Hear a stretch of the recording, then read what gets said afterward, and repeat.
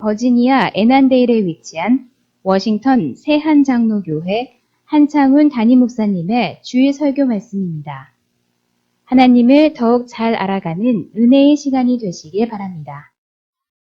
함께 읽을 성경 말씀은 갈라디아서 5장 22절로 26절에 있는 말씀입니다.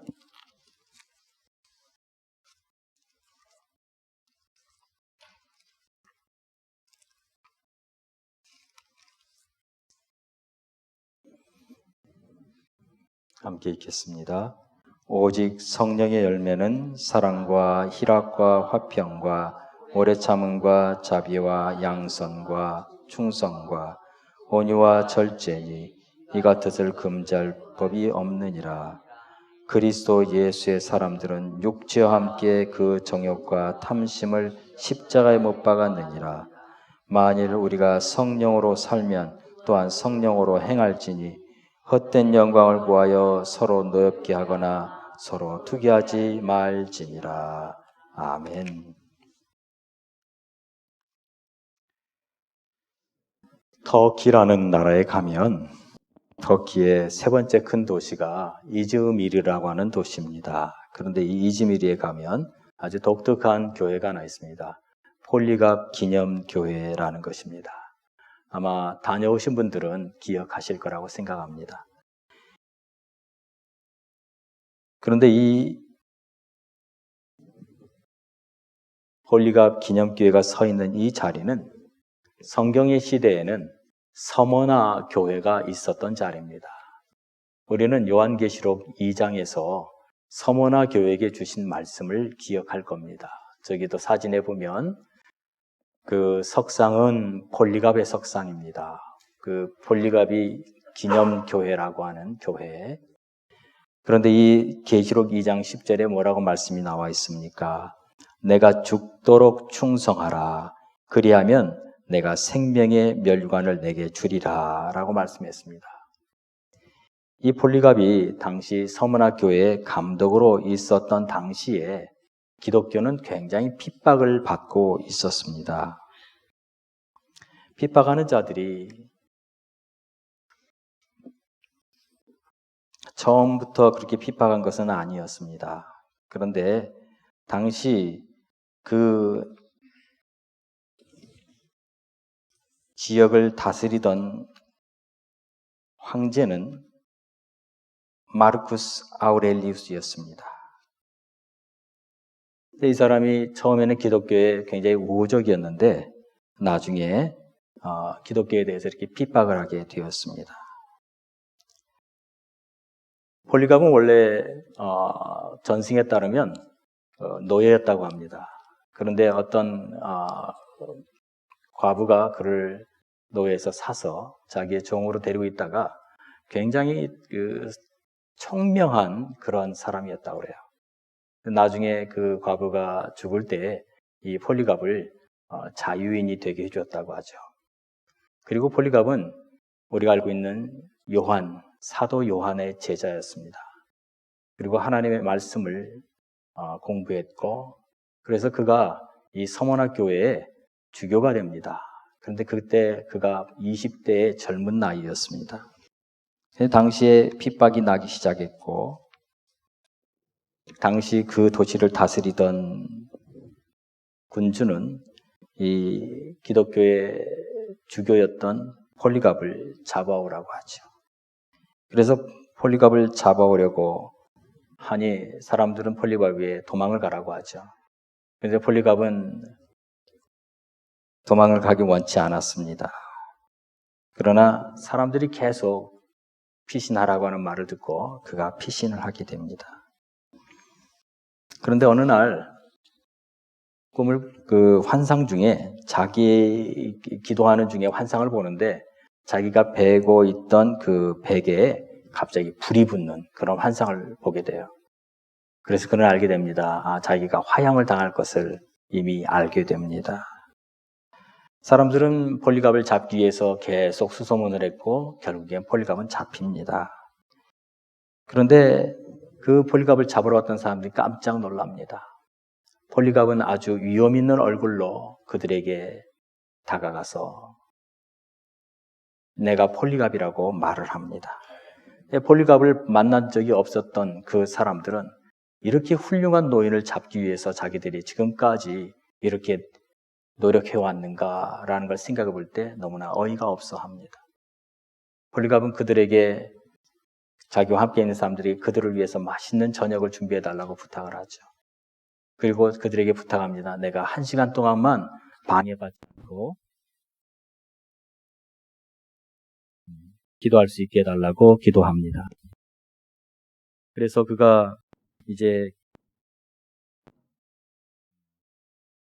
배터리 문제인 것 같습니다. 그래서 그가 기도하기를 계속 하나님의 은혜를 놓고 기도합니다. 그런데 그에게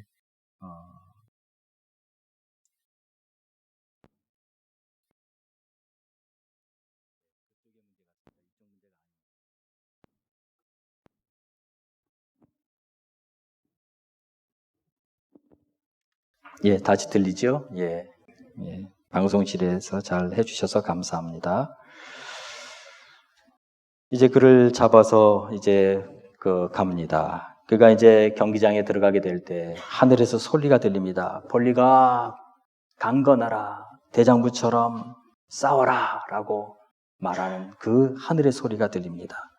경기장이 너무나 소란했기 때문에 많은 사람들은 듣지 못했지만 그러나 폴리갑과 함께 있었던 몇 명은 그 소리를 들었다고 합니다.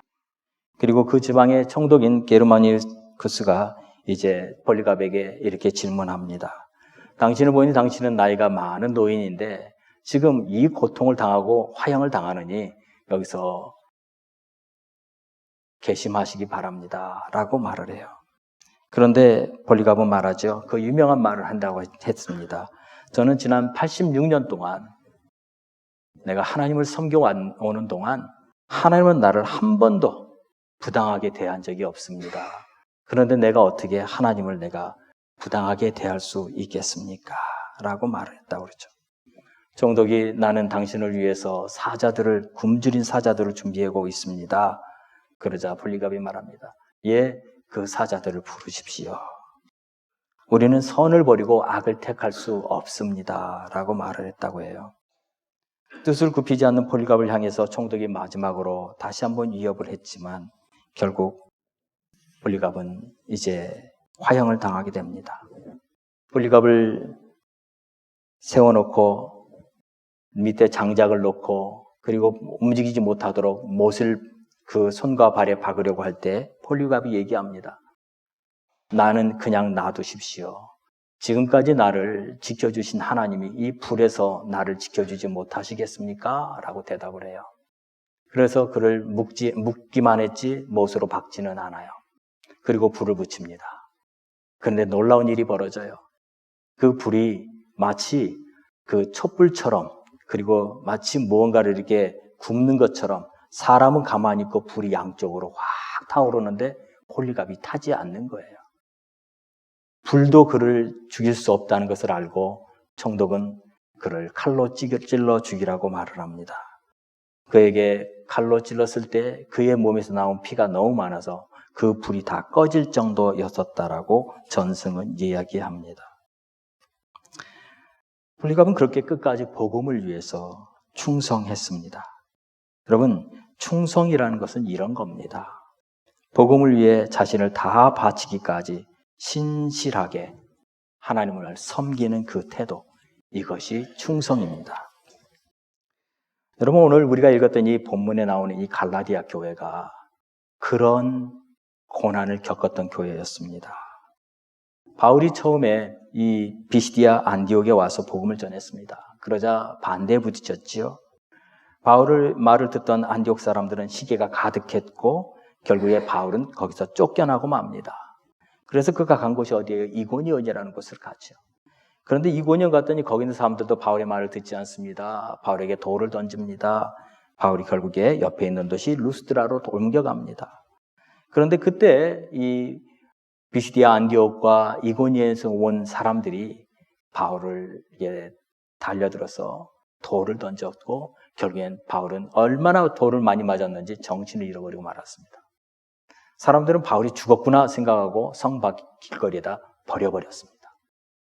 이것을 갈라디아 교인들은 다 알아요. 이 고난을 겪고 갈라디아 교회가 세워졌어요. 그렇기 때문에 그들은 충성이라 하면은 어떤 것인지 그들은 압니다. 자기의 마음과 생명을 다 바치기까지 주를 위해 살아가는 것, 그것이 충성인 것을 그들은 알고 있습니다. 그런데 여러분, 오늘날 우리가 살고 있는 이 시대에 이 갈라디아 교인들처럼 그리고 폴리갑처럼 그렇게 고통을 받으며 신앙생활하는 사람들이 과연 얼마나 됩니까? 있습니다. 어디에 있습니까? 북한과 중국에 있습니다. 그리고 모슬렘 국가에 있습니다. 그러나 전 세계 인구가 지금 2017년 기준으로 75억이라고 합니다. 그런데 그 가운데 기독교인들이 21억 7천만이라고 합니다. 무려 31%를 차지하고 있어요. 그러면 이 21억 7천만 중에서 정말 이렇게 복음 때문에 고통당하는 사람이 몇 명이나 있습니까? 사실 오늘 여러분 이 교회에 오면서 누가 여러분 교회 간다고 핍박한 사람이 있었습니까? 여러분들이 교회에 가는 것 때문에 여러분 핍박을 받을 경우는 있겠지만 물론 그것은 다른 여러 가지 이유가 있을 수 있습니다만 그러나 이렇게 갈라디아 교인들이 받았던 것 같은 그런 핍박을 받고 오늘 이 아침에 온 사람은 그리 많지 않을 거라고 생각합니다. 그렇다면 오늘 우리에게 충성이란 것은 어떤 의미를 가지고 있을까요? 오늘 우리가 생각해야 될 충성은 어떤 성령의 열매일까요? 충성이라는 말은 이 원어로 믿음직스러운 신실한이라는 뜻을 가지고 있습니다. 영어로도 faithfulness라고 말합니다. 신실함, 그것이 충성이라는 말을 대표합니다. 그래서 믿음이 가득한 자가 그 믿음을 가지고 신실하게 하나님을 섬길 때 그 사람을 충성스럽다라고 말을 합니다. 그래서 믿음이 없이는 하나님께 충성할 수 없습니다. 믿음을 가지지 않고는 충성자가 될 수가 없습니다. 충성은 중심에서 우러나오는 행동이기 때문입니다. 어떤 상황이나 조건에서 변질되는 것이 아닙니다. 변함없이 우리에게 맡겨진 직분에 엄숙히 순종하는 것, 그것이 충성입니다. 군인이 나라에 충성하는 것은 무엇입니까? 자기에게 주신 명령에 따라 충성하는 것이죠. 마찬가지로 우리들도 하나님 우리에게 맡겨주신 직분에 충성하는 것입니다. 오늘 이 말씀을 통해서 우리에게는 두 가지 말씀을 전하고 싶습니다. 첫째는 하나님은 충성된 자를 찾고 계신다는 것입니다. 여러분, 누가 찾아요? 하나님이 찾아요. 마태복음 24장 45절에 보면 예수님이 이렇게 말했습니다. 충성되고 지혜 있는 종이 되어 주인에게 그 집 사람들을 맡아 때를 따라 양식을 나눠줄 자가 누구냐라고 말했어요. 이 말 표현을 통해서 우리는 지금 찾고 있다는 것을 알고 있어요. 이 비유는 예수님과 제자들이 이제 예루살렘 성을 보면서 예수님께서 말하길 저 성이 이제 곧 무너질 것이라고, 여기 돌 위에 돌 하나도 남지 않을 것이라고 말을 할 때 제자가 그렇게 묻죠. 언제 이런 일이 일어납니까? 라고 묻습니다. 그때 예수님께서 들려주신 비유가 바로 이 말씀이었어요. 그날은 아무도 알지 못하나 그날은 마치 노아의 때와 같다라고 그랬어요. 그래서 노아가 방주에 들어가던 날 사람들은 먹고 마시고 장가들고 시집가고, 그러나 그 때가 이르는 것을 알지 못했던 것처럼 내가 다시 오는 날을 아무도 알지 못한다고. 또 두 사람이 밭에 있는데 한 사람 데려가고 한 사람은 버려둠을 당할 거라고. 두 여자가 맷돌질을 하는데 한 사람은 데려감을 당하고 한 사람은 버려둠을 당할 거라고. 그러므로 깨어있으라고. 그러면서 이렇게 말을 해요. 마태복음 24장, 도둑이 어느 시각에 올 줄을 알았더라면 아마 지키고 있었을 텐데 라고 말하면서 마태복음 24장 44절 45절에 이러므로 너희도 준비하고 있으라. 생각하지 않은 때에 인자가 오리라. 충성되고 지혜 있는 종이 되어 라고 말을 해요. 여기서 말하는 충성된 종이라는 것은요, 항상 깨어 주인이 오심을 기다리는 자라는 거였어요. 준비하는 자, 깨어있는 자, 언제든지 예, 여기 있습니다 라고 말할 수 있는 그 사람을 충성된 종이라고 성경은 말했습니다. 그러면서 말하기를 그런 사람이 누구냐라는 거예요. 그런 사람이 있다면 내 소유를 다 맡기겠다고 주님이 말씀하셨습니다. 이 말은 그런 사람이 많지 않다는 거죠. 잠언 20장 6절에도 솔로몬이 이렇게 말합니다. 많은 사람이 각기 자기의 인자함을 자랑하나니 충성된 자를 누가 만날 수 있으랴? 라고 말해요. 여러분, 세상에 사람 많습니다. 능력도 있고 뛰어난 사람 많습니다. 그런데 하나님 찾는 사람은요, 능력 있는 사람, 뛰어난 사람, 언변이 좋은 사람이 아니라는 거예요. 하나님 찾는 사람은 예, 제가 여기 있습니다라고 말할 수 있는 충성된 자라는 것입니다. 다윗도 이렇게 말합니다. 시편 101편 6절에 내 눈이 이 땅에 충성된 자를 살펴. 하나님의 시각으로 본 거예요. 하나님이 이 땅을 살핍니다. 그리고 정말 충성된 자가 누구인가를 살피신다라는 거예요. 여러분, 하나님이 이 세상에 있는 모든 사람들을 다 살피고 있어요. 정말 충성된 자가 누굴까? 바울도 디모데에게 보낸 편지에서 충성된 종에게 사역을 맡기라고 부탁을 합니다. 디모데후서 2장 2절에도 또 내가 많은 증인 앞에서 내가 내게 들은 바를 충성된 사람들에게 부탁하라 그랬어요. 왜 이렇게 모든 성경에 있는 영적인 리더들은 계속해서 충성된 사람들에 대한 이야기를 하고 있습니까? 왜냐하면 충성된 사람이 없기 때문에 그래요. 이 시대가 필요한 사람은요, 충성된 사람이에요. 지식이 많은 사람, 능력이 많은 사람, 많은 은사를 가진 사람이 아니에요. 물론 그런 사람들이 있으면 좋지요. 그러나 정말 중요한 것은요, 충성된 사람이에요. 저는 우리 모든 사랑하는 성도님들이 정말 충성된 성도들이 되시기를 바랍니다. 주님께서는 이 충성된 사람을 내가 보겠느냐 그랬고 내 모든 것을 맡기겠다고 말씀하셨습니다. 여러분들이 그 충성된 사람들이 되어서 하나님의 보화를 맡아 담당하는 자들이 되시기를 바랍니다. 성경에 나오는 인물 중에서 충성스러운 사람들을 한번 우리가 생각해 보라면 여러분 누구를 생각하고 싶습니까? 누가 정말 충성스러운 사람이었을까요? 민수기 12장 7절에 보면 하나님은 이렇게 표현을 했어요. 하나님의 말이에요. 내 종 모세와는 그렇지 아니하니 그는 내 온 집에 충성함이라 그랬어요. 하나님은 모세가 충성스럽다고 그랬어요. 왜요? 그는 40년 동안 이스라엘 백성들을 가나안으로 인도하는 귀한 사명을 맡았습니다. 그런데 그 40년이 얼마나 힘든 시간이었어요. 수 없는 잘못, 수 없는 반항, 수 없는 불순종, 그 과정 중에 묵묵히 이스라엘 백성들이 이끌고 갔습니다. 만일 이스라엘 백성들이 가데스 바네에서 그 정탐꾼들의 말을 듣지 않고 하나님의 말씀을 듣고 그 가나안으로 들어갔더라면 그들은 40년을 그렇게 보내지 않아도 됐을 겁니다. 그런데 그들은 거기에서 울며 불며 하나님 우리를 죽이려고 여기로 보내셨구나 라고 말하면서 애굽으로 돌아가자라고 말을 했고 결국에 그들은 40일 동안 그 가나안을 돌아본 것을 하나님이 40년으로 계산해서 40년 광야를 가야만 했던 것이지요. 그러나 저는 이 모세가 그렇게 충성스러운 사람이라고 성경 말하고 있습니다. 그런데 또 하나는 모세를 도왔던 두 사람을 저는 생각해 봅니다. 출애굽기 17장 8절로 10절에 보면 아말렉과 이스라엘이 전쟁을 벌이게 됩니다.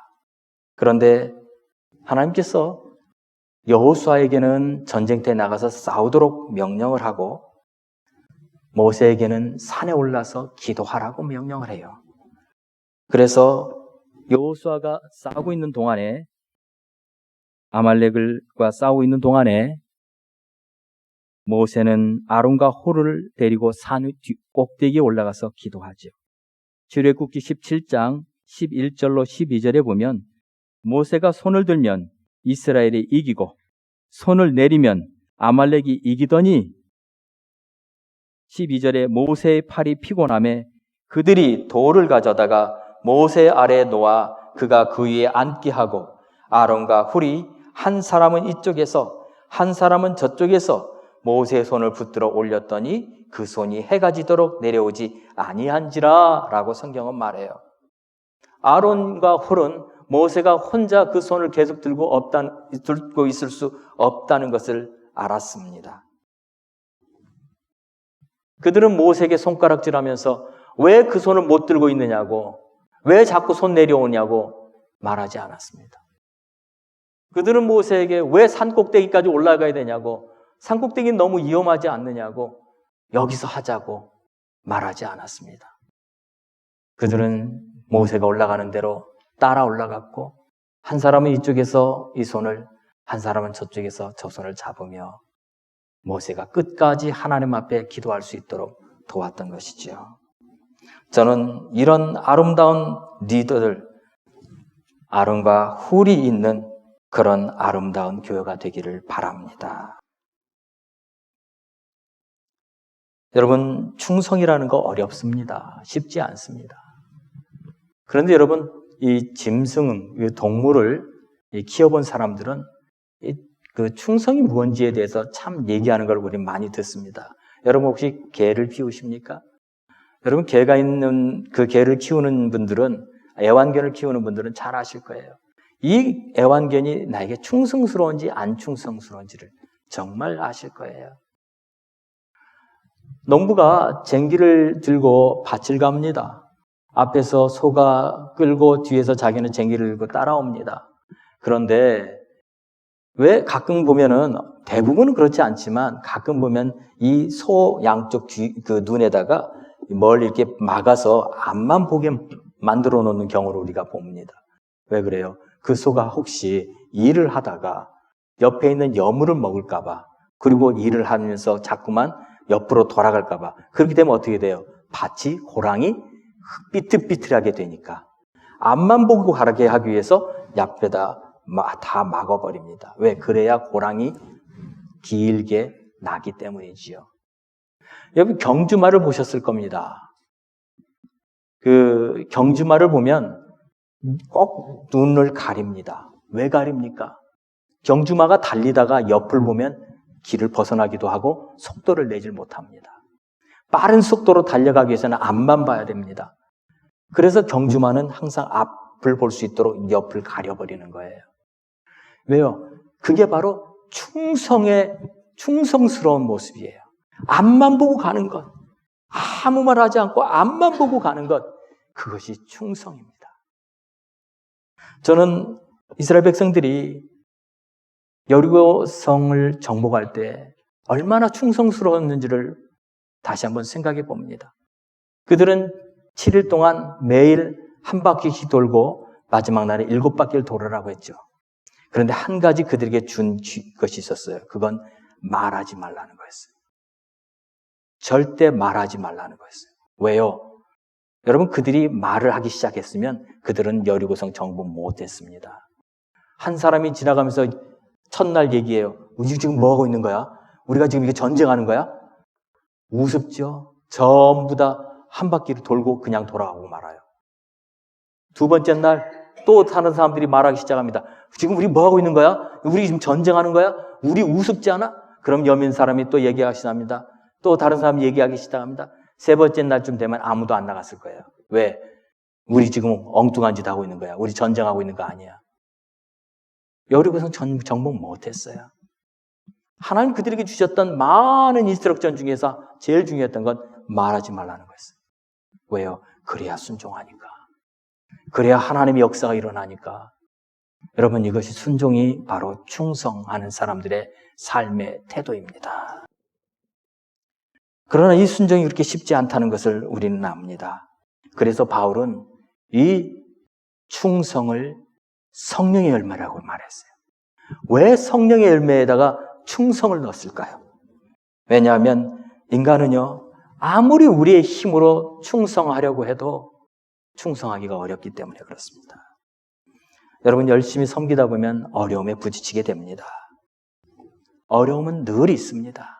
작은 어려움, 큰 어려움, 많은 어려움들이 교회 안에는 그리고 우리의 삶 가운데 늘 일어납니다. 그런데 그 어려움 가운데 가장 우리가 견디기 힘든 게 뭐냐면 오해예요. 그리고 비난이에요.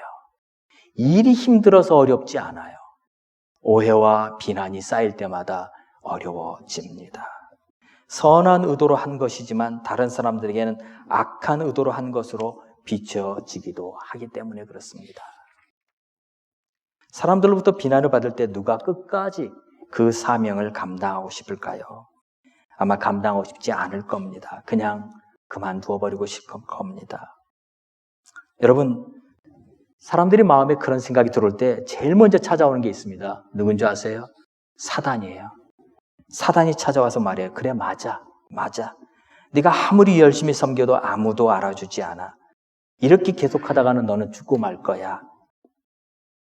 그만둬. 이것이 사단이 하는 이야기예요. 여러분, 충성스러운 사람은 이 사단의 소리를 듣지 않는 사람이라는 거예요. 왜냐하면 주님의 일을 하는 데 있어서는요, 고난도 따라오기 때문이에요. 그러나 주님이 주실 그 영광스러운 하나님이 주실 그 상에 비하면 고난은 아무것도 아니기 때문에 그렇습니다. 여러분, 바울이 갈라디아서 왜 쓴 줄 아세요? 갈라디아서를 왜 쓴 줄 아세요? 갈라디아서는요, 바울의 탄원서예요. 갈라디아 사람들에게 보내는 자기의 탄원서였어요. 유대인들이 얼마나 그의 복음을 방해했는지 아세요? 그는 그 복음을 방해하는 정도가 너무 심해서 갈라디아서 1장 7절에 이렇게 말해요. 다른 복음은 없나니 다만 어떤 사람들이 너희를 교란하여 그리스도의 복음을 변하게 하려 함이라. 그래요. 따라다니면서 그의 복음을 방해했어요.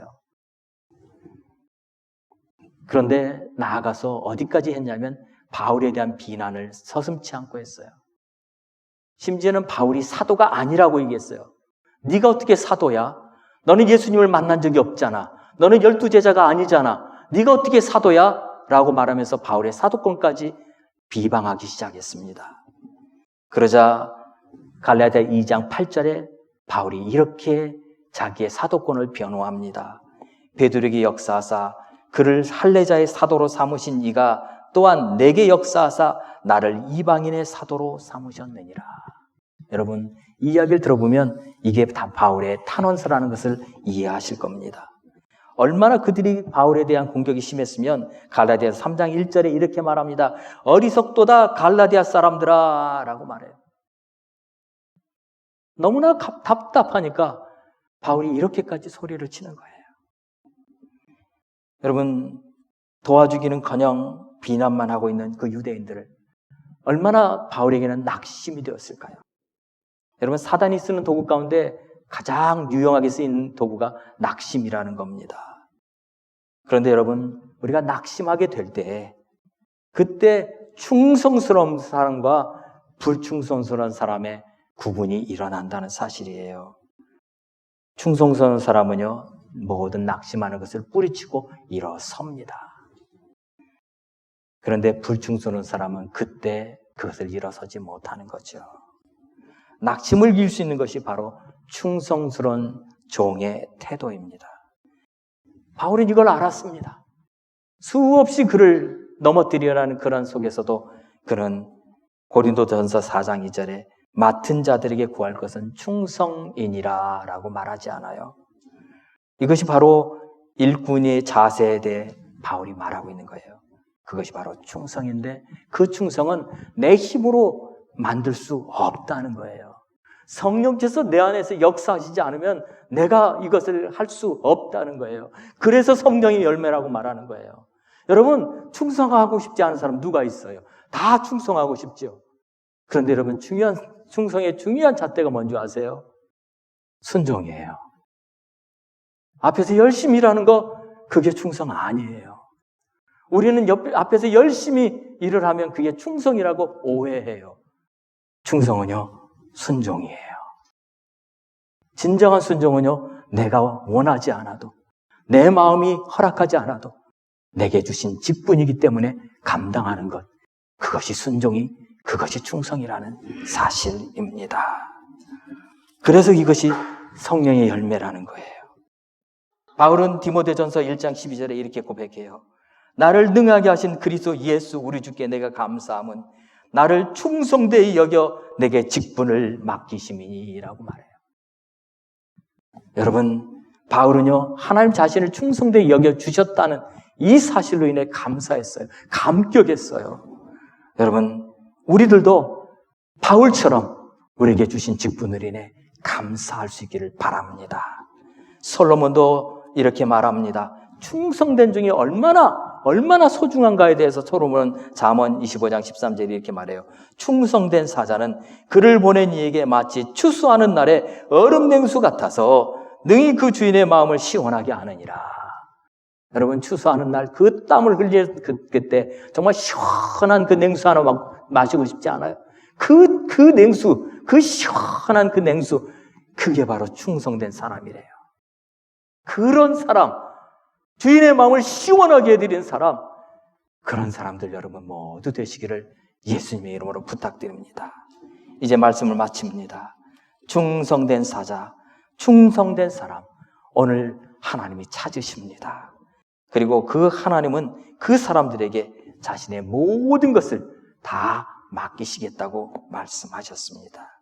우리가 오늘 서머나교회 교회에 주셨던 말씀, 죽도록 충성하라, 그리하면 내가 생명의 면류관을 내게 주리라 말씀하셨던 이 말씀처럼 그에게 모든 것을 맡겨주신다는 말씀과 생명의 면류관을 주신다는 이 말씀을 꼭 붙들고 어떤 환경과 어떤 상황 속에서도 순종함으로 충성하시는 우리 모든 성도님들 되시길 예수님의 이름으로 부탁드립니다.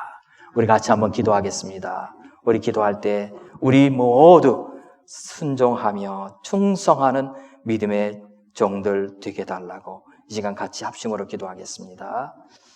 할렐루야. 살아계신 아버지 하나님, 아버지 하나님, 믿음의 사람들 하나님 찾고 계십니다. 순종하는 사람들 주님 찾고 계십니다. 충성스러운 사람들 주님 찾고 계십니다. 그러나 세상은 너무나도 악해서 하나님 충성하는 것이 너무나도 어렵습니다. 우리의 마음을 빼앗아가는 것들이 너무나 많습니다. 유혹도 많고 시험도 많고 하나님 우리의 마음을 무너뜨리는 것도 많고 낙심시키는 것도 많고, 그러나 하나님 그럴 때일지라도 우리의 마음을 하나님 붙들어 주셔서 끝까지 충성할 수 있는 믿음의 사람들 되게 하여 주옵소서. 오늘 아버지 하나님의 성령의 열매, 충성의 열매 우리 모두 맺을 수 있도록 하나님 은혜 베풀어 주시기를 원하며, 살아계신 주님 감사합니다. 이 시간에 하나님 우리 모두 충성된 종들 되기 원합니다. 하나님, 내가 죽도록 충성하라, 그리하면 내가 생명의 면류관을 내게 주리라. 이 말씀 우리 마음에 기억하고 내게 모든 것을, 내가 충성하는 그 일꾼에게 모든 것을 맡기겠다고 하신 그 말씀 기억하여 우리 하나님 앞에 귀하게 충성하며 헌신하는, 그래서 하나님 주시는 놀라운 은혜를 경험하는 우리 모든 성도들 되게 하여 주옵소서. 예수님의 이름으로 기도하옵나이다. 아멘.